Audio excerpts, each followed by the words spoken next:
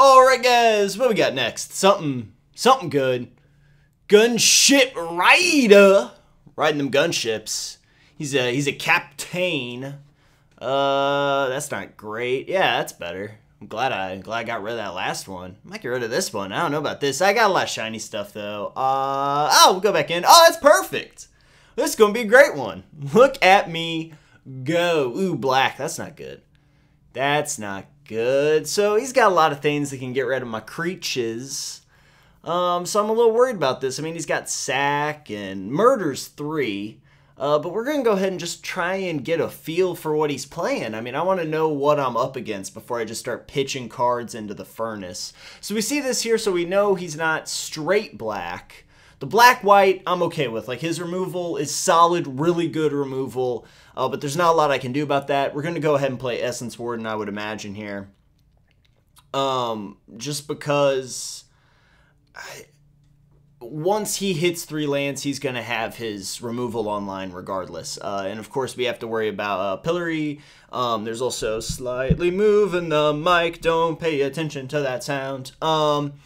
And here we realize that he is, in fact, 5 colors. So we're pretty sad. We're pretty sad. We are going to be able to play a 3/3 here, which is going to be pretty strong relative to what he has removal-wise early on. You know, instant speed, pyroclasm, that kind of thing. I'm not too upset, really, because the 5-color matchup with this deck is not terrible. It's kind of tricky early on, but if you're able to gain enough life, you can keep yourself safe, and then the removal should be able to stabilize you to the point where you can play something like Big Cat Rescue or something to that effect and swing back and destroy your opponent and get your wins that way. So we're collecting mana, which is fine. I'm going to need a lot of mana to mount really strong attacks against this guy. Here we're actually going to go ahead and toss out Moment because I just want the extra damage. He only has 1 mana open. Normally I'd diversify. I would have hit the 1/1 with it. Maybe it would have been less life gain that way. So this is more life gain too. So these are just some things you think about because that was a 3/3 at that point. It gets +2/+2, of course. So I did gain more life that way, but if he had had removal, we probably would have wanted to diversify the damage. Because it is a game where you take your opponent from 20 to 0. It's not a game where you try and gain as much life as possible. That's heartbreaking to me. I do know Baneslayer Angel is going to be good at this point. Like, I'm excited for Baneslayer Angel, but there is a lot of removal that'll just take care of her. So now we're sitting here. I feel kind of confident.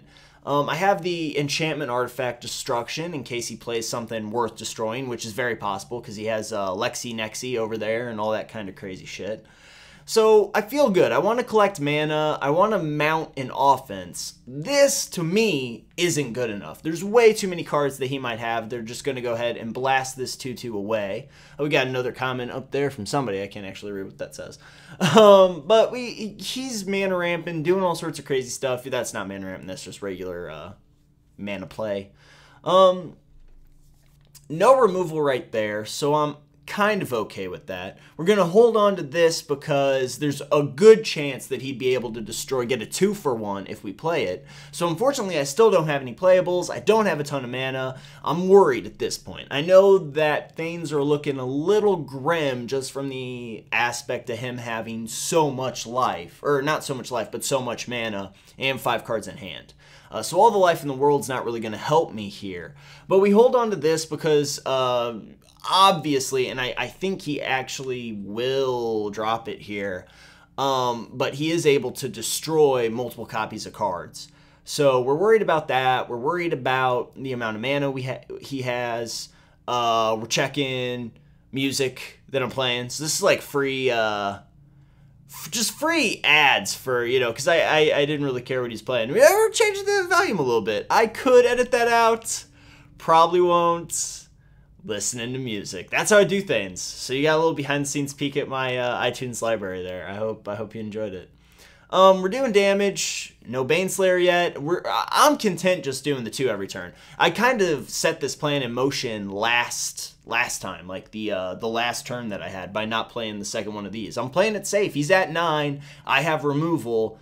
I'm okay. Baneslayer would have been an alright play, but he's just got too many board wipes. He's got too much mana like that up for me to do something silly like that. He doesn't actually play Savage Twister. He just wants me to know that he has it, which is strange. I'll admit, not the best. I keep drawing cards here, which I'm fine with. I know he has the removal for them. So we get in here. He's Jund Charming. Not great either. But there we go. He went ahead and killed that. That was one of the cards that he could 2-for-1 with, obviously. We're just going to go ahead and drop the same dude, I believe, so that I can keep having that low... No, I don't know, because the Jund Charm was the only thing that could kill... You know what I mean? Like, the 2-4 is good against Jund Charm, but he already used it. So I'm not positive what my thinking was on this one. Maybe I just wanted a flyer because there are some dangerous things over there that fly as well. I'm checking there to make sure that he's used one of those because there's one more that he blows here for reasons I don't understand. So I'm pretty happy at this point. He's down to 2 cards.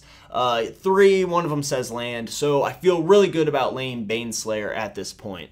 I think Baneslayer is going to be a pretty strong play. He's got a lot of lands. He does have a Savage Twister, though, so I probably wasn't thinking that Baneslayer would be great. Savage Twister is going to be a problem for me. I think what we're doing is just kind of getting some life, playing some creatures. We're trying to draw out the Savage Twister at this point because we know that of the 4 cards that he's going to hold on his turn, one of them says land, and the other 2, we're not sure about yet. But I'm not too worried.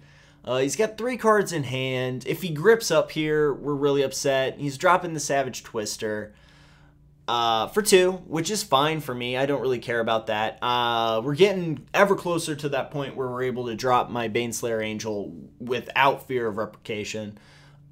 We are also feeling really good because if we can get him down to 1 or 0 cards in hand, then when I lay my Sovereign, I'll be able to just be in a really strong position to just take this home because I do have the life gain from both the enchantment destruction and the creature killer that I have in my hand if Baneslayer doesn't make it in and damage this guy.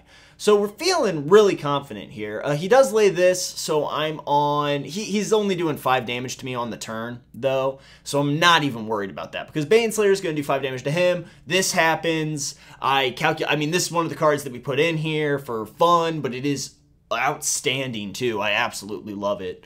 And I'm thinking of all the cards that he has that could instantly remove this. I try and wait him out, see if he's going to flash me. I get to about 1/3 of the timer left, and I go ahead and throw that on for the even 9 lethal kill. So that worked out pretty well. I think he bounced right there, like a sad panda, which is understandable.